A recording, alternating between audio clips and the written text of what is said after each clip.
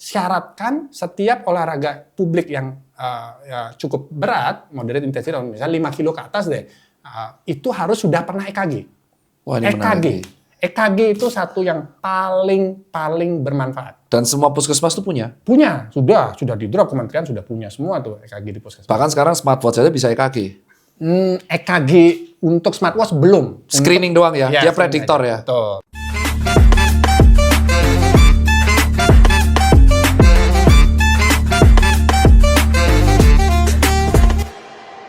Oke kawan-kawan semua, Assalamualaikum warahmatullahi wabarakatuh. Masih dengan saya Tirta Peng. Dan kali ini kita agak serius dikit. Iya, karena banyak teman-teman pelari yang bertanya soal ini. Dan kita turut berduka dulu atas meninggalnya 2 pelari di salah satu event trail run. Dan karena sebagai mitigasi risiko di kedepannya, kita akan membahas mengenai hal ini, yaitu aritmia di kalangan olahragawan. Dan juga bukan non-olahragawan itu juga penting.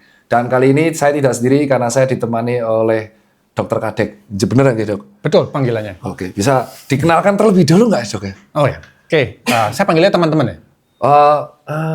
Bebas. Bapak, ibu-ibu, adik-adik? Semua ya, soalnya ada mak-mak juga ya. Oke. Bapak, ibu, adik semuanya. Saudara-saudari. Itu mah kayak mau pidato, Dok. Monggo, Dok. Oke, perkenalkan saya Dr. Putra. Kalau teman-teman sih panggilnya Kadek. Asal saya dari Bali, asli. Dan saya bertugas di Rumah Sakit Prof. Murah Bali. Dan bekerja di Universitas Udayana juga, ngajar. Boleh tahu diceritakan, biasanya netizen agak kepo. Karir pendidikan, Dok.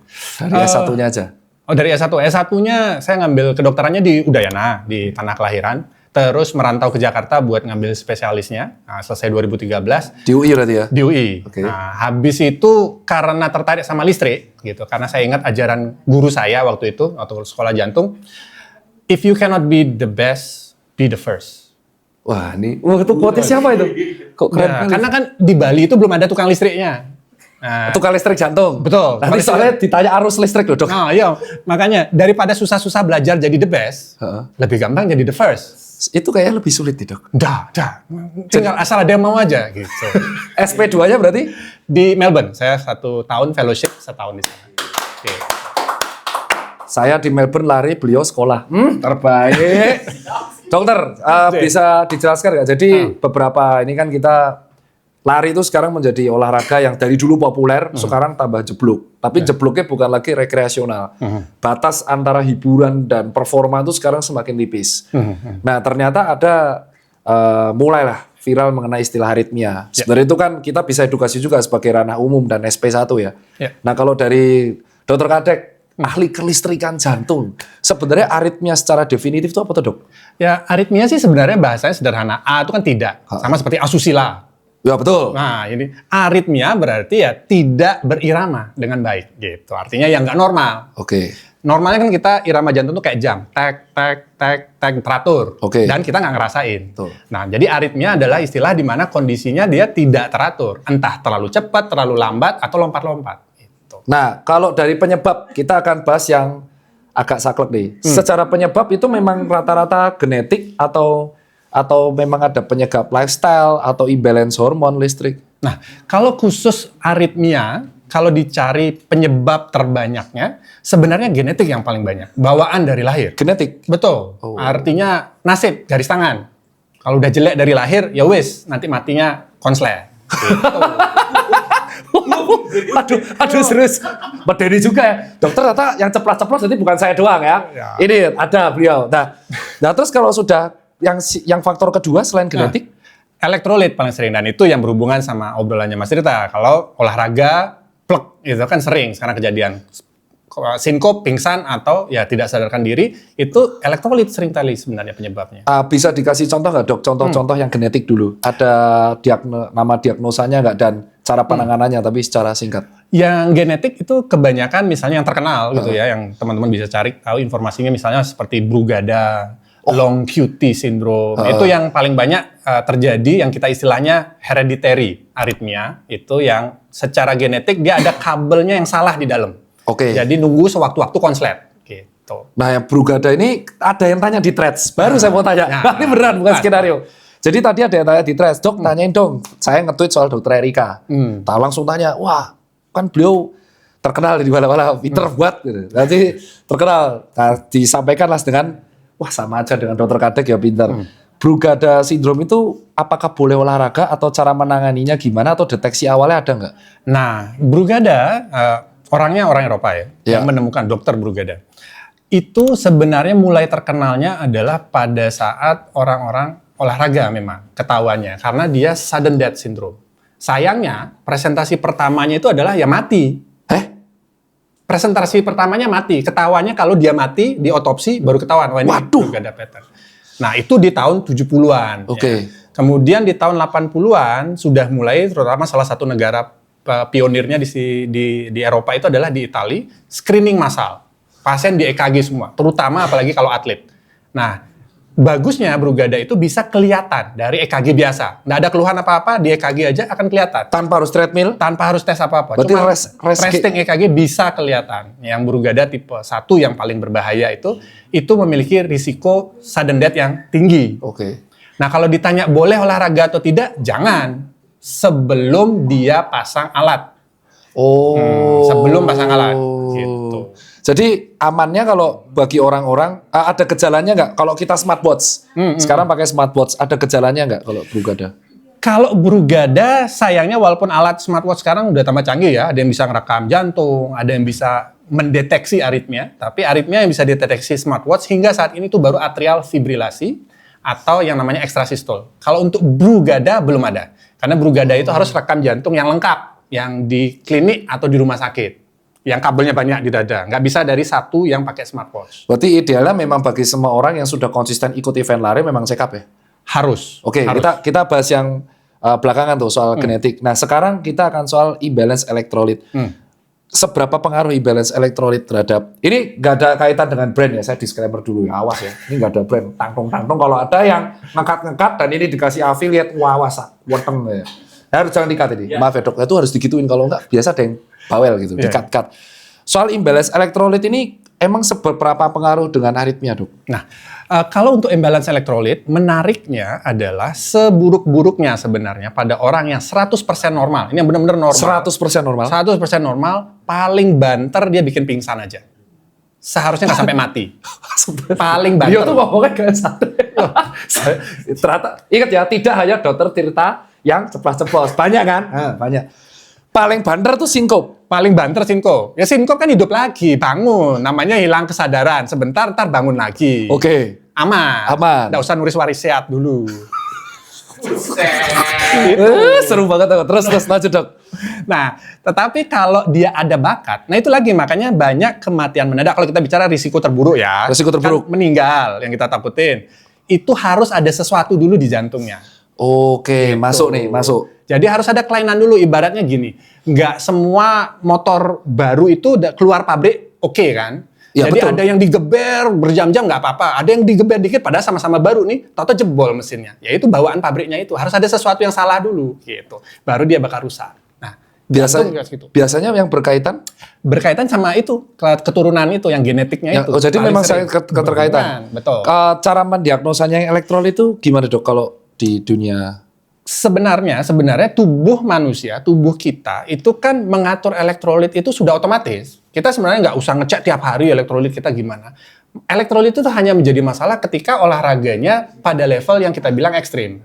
Ya, ekstrim misalnya maraton yang jangka panjang yang dalam tanda kutip tidak kita lakukan sehari-hari.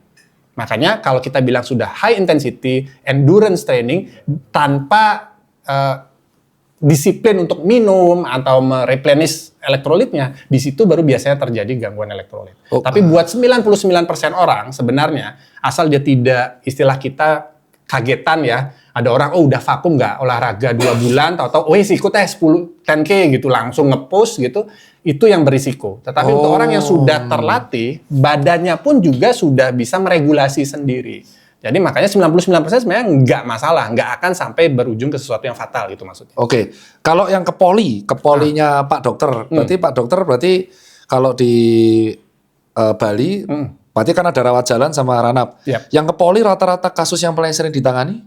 Kalau yang kita di bidang irama listrik, listrikan jantung tuh aritmia sih, berdebar yang paling sering ya. Yang dirasakan kalau lagi duduk-duduk, duduk gitu. Atau ada yang lompat kayak gitu.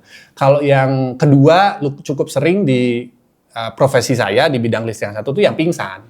Gliyeng keras atau hampir pingsan atau total hilang kesadaran. Itu cukup sering. Nah, cara membedakannya dengan psikosomatis, Dok? Nah, kalau psikosomatis itu memang kuncinya atau dari luar nih, kalau orang lain ngelihat kita nggak bilang ini orang buat-buat pura-pura pingsan gitu atau beneran pingsan. Kata kuncinya biasanya kecuali orangnya bener-bener sering baca ya. Iya. Dia kalau dia baca kan bisa aja dia bohong. Iya, kan, betul. Tetapi kuncinya adalah kalau kita bilang pingsan, yang kita bilang secara medis itu namanya red flag nih. Sesuatu yang perlu perhatian itu adalah hilang kesadaran penuh.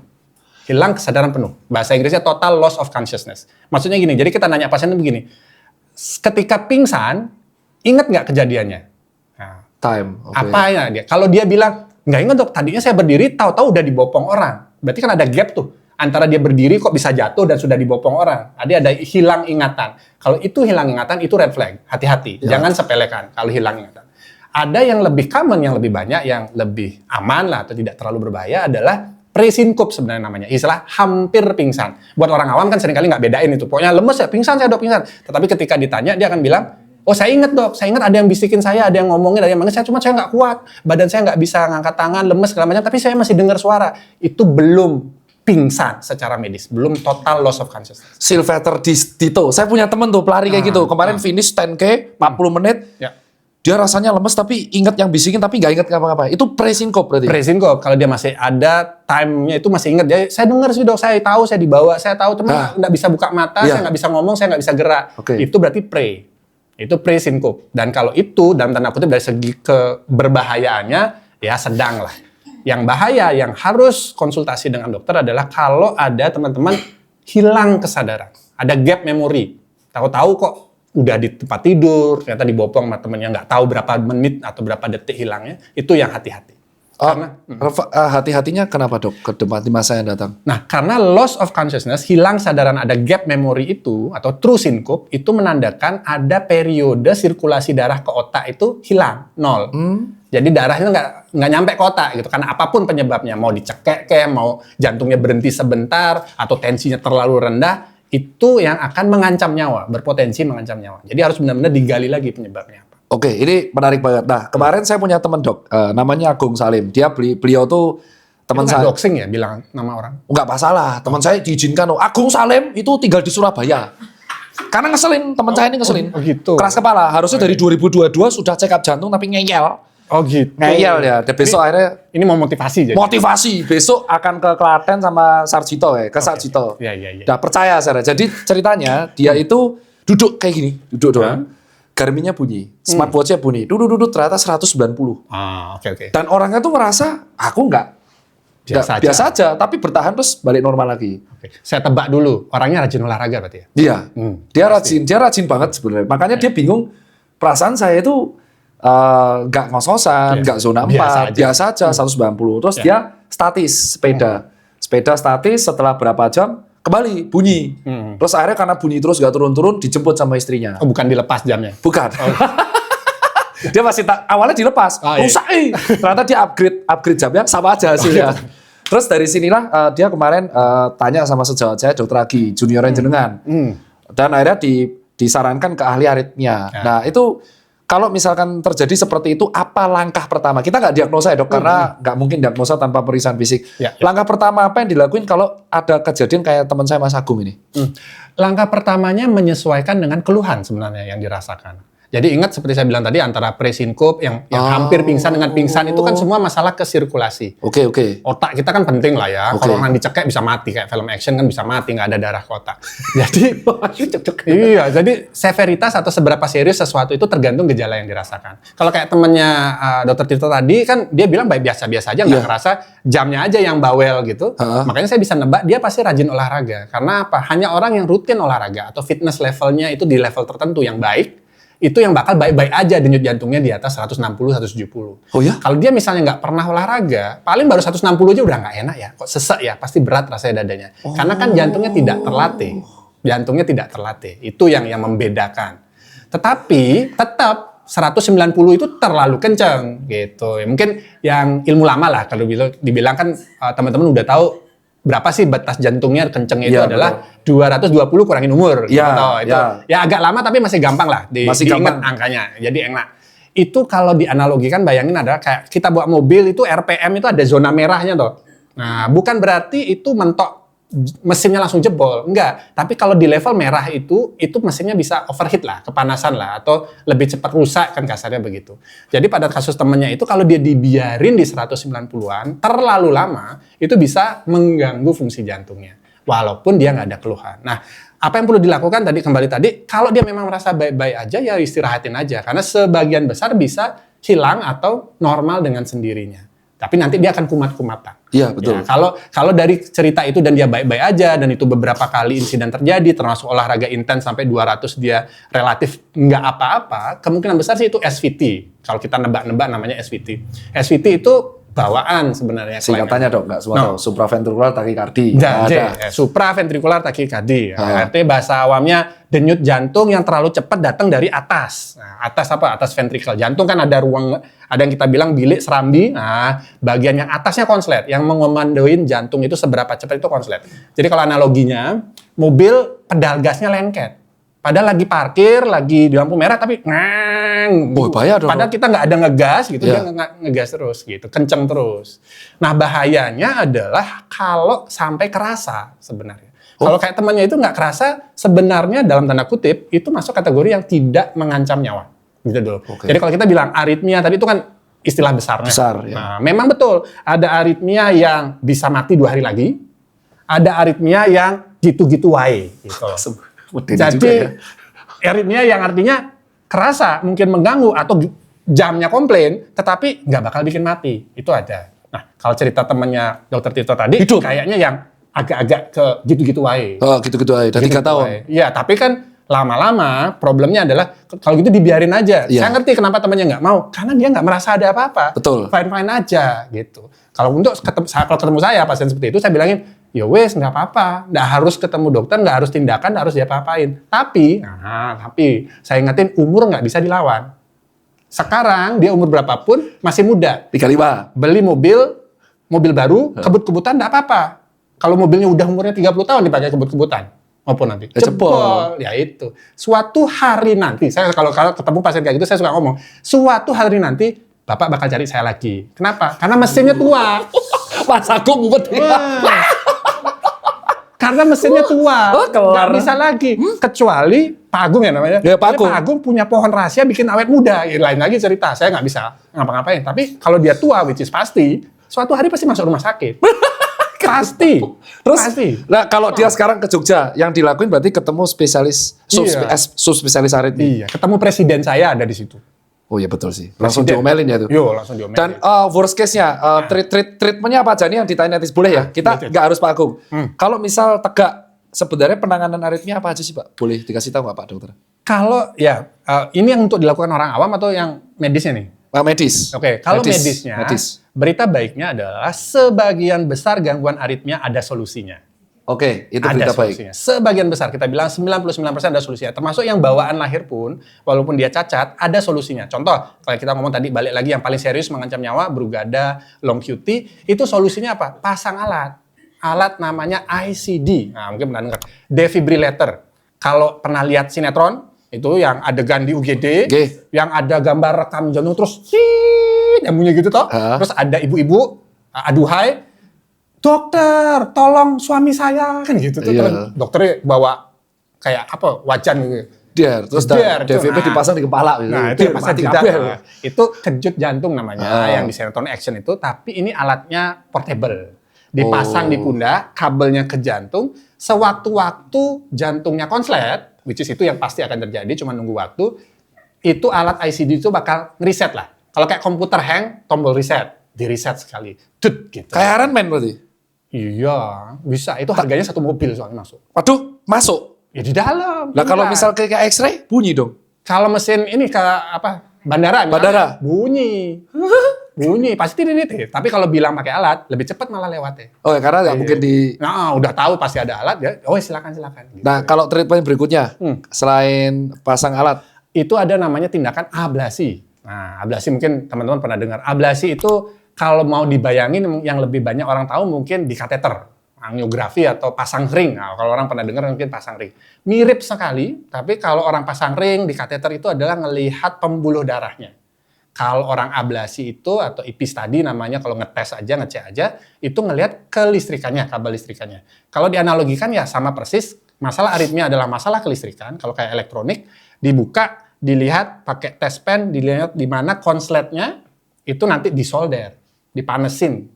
Jadi diservis, kayak servis elektronik. Nanti kalau udah diservis, bener ya wes sehat, sembuh. Itu sama BTKV atau sama SPJP-nya? Jantung, dokter jantung. Itulah yang khusus di bidang saya, namanya bidang irama jantung. Bahasa kerennya adalah tukang listrik jantung. Ada berminat, masih banyak kan dok yang berminat di situ. Kebutuhan. Sebagai gambaran, saat ini untuk 220 sekian juta orang Indonesia, cuman ada 50 izin. 57 makhluknya di Indonesia. Dokter yang khusus tukang listrik jantung. Gitu. Aduh, kurang banget. Kita terendah di Asia Tenggara. Paling banyak? Hah? Paling banyak di Asia Tenggaranya.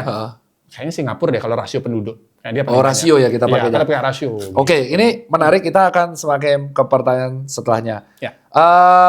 Sudden death di olahraga itu kan ada beberapa faktor karena elektrolit. Ya, nah, terus apa yang harus kita lakuin kalau ini beneran saya kalau misalnya ada orang lari, terus ada olahraga kayak terus dia pingsan. Apa yang harus kita lakuin sebagai orang awam dulu?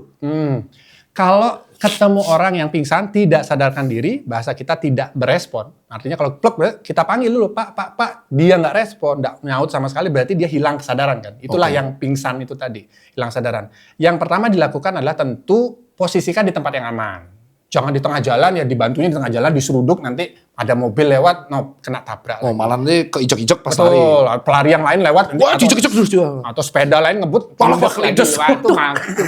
Ya wes, jadi mampus juga. Iya, gitu. betul. Nah, jadi pinggirkan dulu, kalau ini situasi dalam olahraga publik ya umumnya, pinggirkan dulu, taruh di tempat datar, dan kalau teman-teman zaman sekarang buka YouTube, bantuan hidup dasar.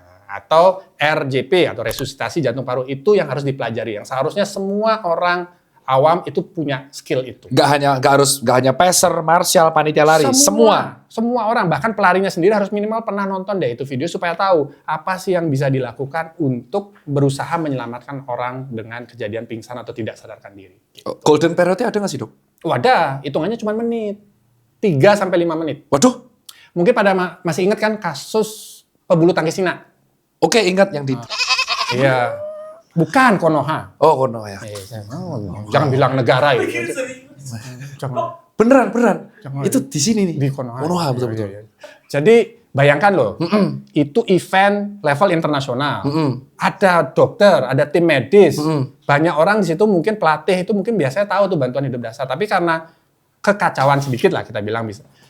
Lewat toh akhirnya. Karena apa? Beberapa menit pertama dia kolaps di lapangan, mungkin pada pernah lihat videonya kan. Itu kan nggak diapa-apain. Karena waktu itu ada keraguan kan. Ini boleh masuk nggak? Boleh bantu nggak? Karena kan nanti takutnya didiskualifikasi atau sebagainya. Itu yang contoh nyata bahwa kalau terlambat dibantu, hitungan 3-5 menit, itu angka kemungkinan bisa selamatnya udah 50%. Dan setiap 1 menit, itu berkurang 10%. Artinya hanya dalam 10 menit, kalau orang tidak sadarkan diri, kalau dia memang henti jantung, wis, wassalam. Nah, itu yang terjadi di beberapa event lari dong berarti. Betul. Apa kaitan elektrolit ini sangat erat gak berhubungan sama suhu? Pastinya. Karena kalau orang yang endurance training, yang atau endurance exercise itu, kehilangan elektrolitnya nomor 1 yang pernah jilat-jilat air keringat kan tahu asin loh. Iya. Itu keluarnya kan dari keringat kita. Oke. Dan itu sangat banyak ditentukan sama climate. Kalau kita panas, gerah, segala macam, keringat kita lebih banyak, hilangnya elektrolit menjadi imbalance itu karena keringat yang banyak. Beda kalau kita di iklim yang sedikit lebih dingin. Kita jadi nggak banyak berkeringat, jadi loss-nya tidak terlalu banyak. Loss lain sebenarnya dari nafas juga, ya kan? Karena kita kan ada uap ya, uap. Ketika bernapas itu juga ada berkurang sedikit. Tapi paling banyak di negara tropis, atau di negara yang panas, risikonya memang jadi lebih tinggi gangguan elektrolit itu. Nah, dengan melihat event olahraga yang semakin banyak, ada high rocks, ada lari, endurance ultra. Orang Indonesia sekarang olahraga yang mana it's good ya. Bagus, secara umum bagus. Nah, sebagai pandangan dokter jantung di subspesialisnya irama jantung, apa pesan-pesannya Pak Dokter buat panitia? Sebenarnya ya, tapi saya nggak tahu apakah ini suatu langkah yang politis. Seharusnya semua yang intensitasnya sedang berat itu harusnya mewajibkan pesertanya sudah screening. Kenapa? Karena ini bukan ilmu baru. Di tahun 80-an, ini salah satu data yang terbesar. Di tahun 80-an di Italia, itu yang karena awal-awal sudden death-nya banyak di situ, yang diteliti dan dokter-dokter seniornya di situ. Tahun 80-an, Italia menetapkan bahwa nationwide screening ECG, terutama yang paling wajib adalah pada atlet, semua atlet. Saat itu, angka kejadian sudden death ketika olahraga atau professional sport, angkanya sekitar 2-7 per 100.000 atlet. Banyak dong. Lumayan banyak. Ya kalau kita bilang 100.000 ya nggak banyak itu, Pak. Pasti ada aja Ya, tiap karena tahun. satu kematian tuh banyak. Ya, one is too many kan kata teman dokter juga. Dokter Aki ya. Ini podcast ya. One is too many, karena kan ingat satu orang itu nyawa mungkin kalau kita bicara statistik ya sama kayak di Sumatera, korban segala macam, angka kalau kita bicara angka gampang. Tapi even one is too many. Ya kan? Nah, itu angkanya mulai dari 2-7 per 100.000. Tetapi semenjak tahun 80-an awal mass screening itu dilakukan, saat ini di era modern angkanya sudah turun jadi 0,6 per 100.000. Jadi kuncinya menekankan itu bukan masalah mengedukasi atau promosi kesehatan segala macam, tapi mass screening. Jadi kalau ditanya apa yang paling efektif untuk mencegah kejadian seperti itu, syaratkan setiap olahraga publik yang cukup berat, moderate intensity, misalnya 5 kilo ke atas deh, itu harus sudah pernah EKG. Wah, ini EKG itu satu yang paling bermanfaat. Dan semua puskesmas tuh punya? Punya, sudah di drop, kementerian sudah punya semua tuh EKG di puskesmas. Bahkan sekarang smartwatch aja bisa EKG. EKG untuk smartwatch belum. Screening doang ya, dia prediktor ya. Betul, itu bisa digarisbawahi. Tapi EKG tetap yang harus ada elektrodanya. Betul. Karena dengan screening EKG massal itu benar-benar meningkatkan sensitivitas kita bilang dibandingkan kalau kita dari gejala aja kita tanya, oh Bapak pernah pingsan, Bapak yang kalau ke dokter kan ditanya punya keluarga jantung nggak? Ya, itu yang sering di event lari tuh. Ya, pasti ditanyain satu-satu. Itu kalau secara penelitian tahun 80-an itu hanya bisa mendeteksi sensitivitas itu sekitar 25-30%. Rendah. Kejadian rendah screeningnya. Tetapi kalau ditambah EKG, sensitivitas itu menjadi 90% mendeteksi yang berpotensi sudden death. Jadi besar sekali hanya dengan hal yang simpel EKG. Saat istirahat nggak harus olahraga, nggak harus tes treadmill, enggak. Dia sudah pernah direkam jantung. Kenapa? Karena hanya di situ kita bisa mendeteksi problem-problem kelistrikannya. Kan EKG rekam jantung itu kan rekam kelistrikannya. Dan seperti saya bilang tadi, sebagian besar gangguan-gangguan irama jantung yang berpotensi fatal itu kelihatan akan dari EKG yang walaupun EKG biasa aja EKG istirahat. Dari Asosiasi Irama Jantung kan ada ikatannya. Namanya boleh tahu dok? Bisa di-share yang dokter-dokter SP2. Kita namanya INHRS, itu Perhimpunan Heart Rhythm Society untuk Indonesia gitu. Itu pernah diajak kolaborasi dengan PASI, atletik atau event-event lari Indonesia atau event olahraga untuk soal hal ini? Kita sih sebenarnya secara society atau secara organisasi mungkin mohon maaf ya. Mohon maaf dulu. Ya. Karena kami cuma ber-57 untuk 230 juta orang. Nggak sempet ya. Wah, nggak sempet. Mumet ya? Iya. Jadi kalau mumet ya kalau suruh gitu. Jadi tapi kalau misalkan kolaborasi kayak contoh untuk membuat sistem atau SOP, suggestion. Kita senang. Kita open banget. Tapi selama ini belum pernah? Belum. Karena kan tren screening massal itu kan baru. Ini dari Kementerian Kesehatan kita harus acungi jempol juga dengan aplikasi Satu Sehat misalnya, dengan integrasi ke puskesmas, ke vaskes-vaskes 1, penyediaan alat screening utama yaitu EKG sudah sampai level puskesmas seperti dokter tadi bilang, itu asal diimplementasikan dengan benar, itu akan benar-benar sama seperti tahun 80-an di Eropa gitu. Kita bisa menurunkan secara drastis angka kejadian sudden death. Oke, kita akan melihat masuk di event olahraganya dok ya, karena ini menuju part akhir dan agak segmented buat kawan-kawan semua. Kalau kita melihat untuk screeningnya, kita melihat ada kemarin sekitar 2 minggu lalu, 2 minggu lalu atau 2 minggu lalu tepat sebelum kita bertemu dan syuting di sini itu ada 2 pelari yang wafat dengan usia 45 dan 55 di salah satu event trail run dengan peserta 5.000. Nah, ada suggestion nggak dari dokter untuk event tersebut? Oke. Pertama kita pilah dulu ya sebenarnya, karena gini, walaupun kejadiannya mendadak dalam tanda kutip tidak diprediksi, tetapi sebenarnya cukup banyak, terutama kalau kita bicara usia 45 ke atas. Kita pilah dulu nih penyebabnya. Kalau yang saya bilang tadi, yang masalah kelistrikan, sebenarnya dia dominan di usia 45 ke bawah. Lebih muda. Kalau kita sudah nyentuh 45, cut off kita biasanya 45 ke atas, itu paling sering penyebabnya adalah koroner. Yang orang dengar pasang ring, Ya, bypass PCK. itu.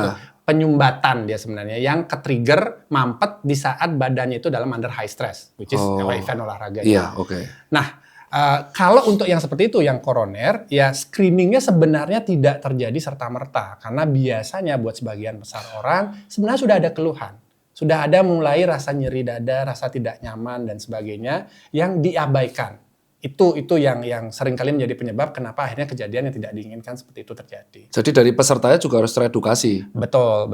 Apalagi sekarang memang, dan ini fenomena yang dilihat oleh semua dokter jantung di Indonesia, orang sekarang penyumbatan koroner tuh muda-muda banget. Itu beneran? Bertambah muda, trennya bertambah muda. Dan itu bukan cuma di Indonesia saja. Itu trennya, kita punya grup, dokter jantung juga punya grup, Asia Pasifik misalnya kita punya, dan dokter jantung itu juga melihat tren yang serupa. Walaupun kita belum publish datanya. Tapi trennya benar-benar memang bergeser, tambah muda sekarang orang kena serangan jantung. Tidak heran, kenapa? Karena kita udah melihat itu duluan di negara maju. Di mana ketika transisi negara industri, di mana pekerjaan itu adalah lebih ke fisik, otomatis olahraga, nggak usah dijadwalin olahraga juga udah kerja fisik, bergeser menjadi pekerjaan meja, desk-based type, sedentary lifestyle istilahnya. Jadi kerjanya itu yang capek pikiran doang, tetapi fisik tidak terlatih. Itu sangat besar manfaatnya, atau sangat besar pengaruhnya, terhadap kejadian-kejadian koroner atau serangan jantung. Karena lifestyle jadinya, di situ lifestyle-nya. Oke, sekarang kita akan bahas ke Dok izin. Karena keterbatasan waktu ya, beliau kan harus balik-balik lagi. Demi ini nih. Kalau di Poli Rawat Jalan, sehari berapa pasien Dok yang masuk? Kalau di Rumah Sakit Sanglah misalnya, itu karena kita rumah sakit rujukan, gitu ya, istilahnya tersier, itu sekitar 140 kalau di Bali. 140 orang. Banyak dong. Ya tapi kan itu sakit jantung semua. Kalau yang irama Dok?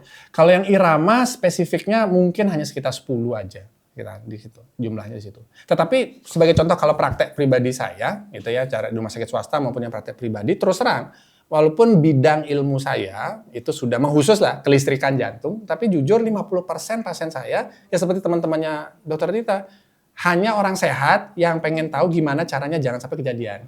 Oh, rata-rata pre-screening berarti ya? Betul, itu sudah cukup banyak. Karena betul kata Dr. Tita, karena adanya event-event, sosial media, melihat ada insiden-insiden kematian mendadak segala macam, orang lebih aware, lebih worry sekarang, sehingga baiknya itu membuat orang tuh lebih pengen untuk ngecek sebelum benar-benar terjun ke olahraga yang intens. Jadi kalau buat teman-teman nanti yang mau ketemu Pak Dokter kayak cuma mau pre-screening dong, itu sebenarnya juga nggak masalah kan? Nggak masalah. Nah kalau di akhir buat kawan-kawan sekalian, saya ada pesan nggak buat yang dengerin? Kalau spesifiknya buat teman-teman yang baik ya. Jadi nomor satu yang penting dulu adalah jangan menjadikan kejadian-kejadian henti jantung maupun meninggal mendadak itu sebagai penghenti untuk olahraga. Karena kalau kita lihat secara keseluruhan, manfaat dari olahraga itu jauh lebih besar daripada risiko kematian mendadak.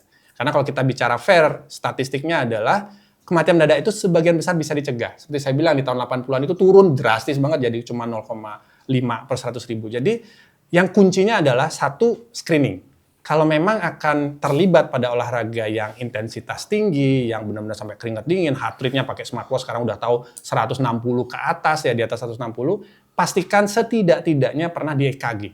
Direkam jantung aja. Karena dari itu saja sudah men-screening cukup banyak kelainan yang berpotensi mengancam nyawa. Yang kedua, pesan saya yang paling penting adalah pahami badan sendiri.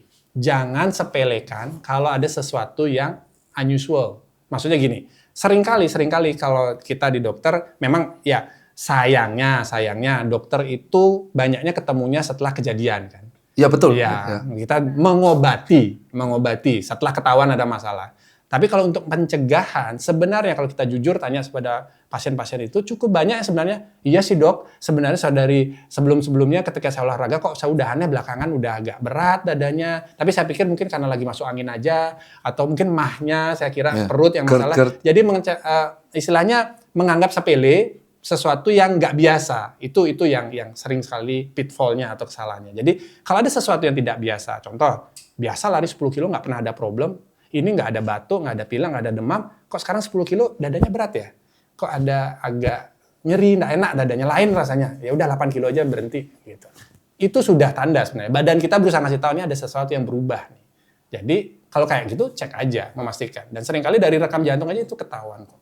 Jadi itu yang kata kuncinya. Untuk idealnya berapa kali dok setahun? 1 kali. Kalau sekedar ini. Untuk yang sudden death ya, yang untuk kematian-kematian gara irama jantung, minimal 1 kali. Semua orang dewasa seharusnya ya kayak di Itali, semua yang di 18 tahun screening masa. EKG dan puskesmas itu murah. Ya, BPJS juga ditanggung. Harus pernah gitu. Jadi kalau sudah di EKG, ya tentu saja EKG memang ada kadang-kadang namanya dibaca ya oleh dokter kan.